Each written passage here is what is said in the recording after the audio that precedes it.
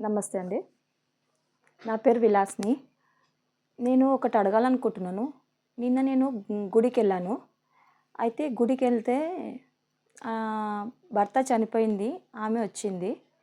వస్తే ఒక ఆమె అడిగింది నాకు, "భర్త చనిపోయినంక గుడికి వచ్చింది. అది మంచిదేనా?" అని అడిగింది. అడిగితే నాకొక డౌటు.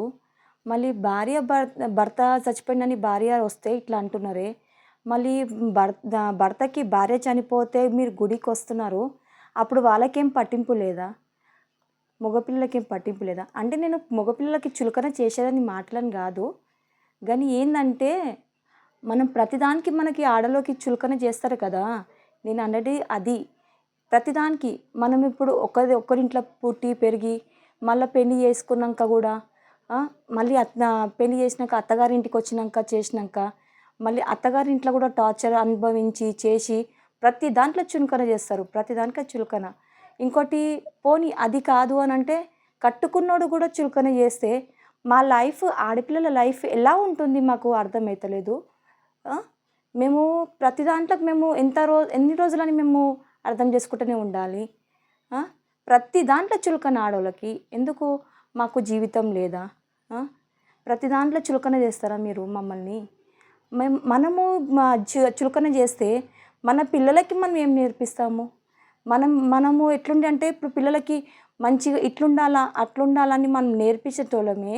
మనమే ఇంకొక ఆడపిల్లలకే మాట్లాడితే అట్లా మనం చులకన చేసినట్టే అయిపోతే మన పిల్లల నుండి మనకేం నేర్చుకుంటారు? నాకది అర్థం కాలేదు అట్లా అనేది. అంటే భర్త చనిపోతే భార్య వచ్చేది అది తప్పా? అంటే భర్తకి భార్య చనిపోతే నేను రావచ్చు. గుడికి రావచ్చు, మొక్కొచ్చు, ప్రతి దాంట్లోకి రావచ్చు. అంటే ఆడపిల్లలు రావద్దు. ఎందుకలా? నాకిదొక్కటి అర్థం కాలేదు. ప్రతిదానికి ఎందుకట్లా ఆడోళ్ళని చులకన చేస్తారు? ప్రతి దాంట్లో చులకన. పిల్లలు కాకపోతే చులకన.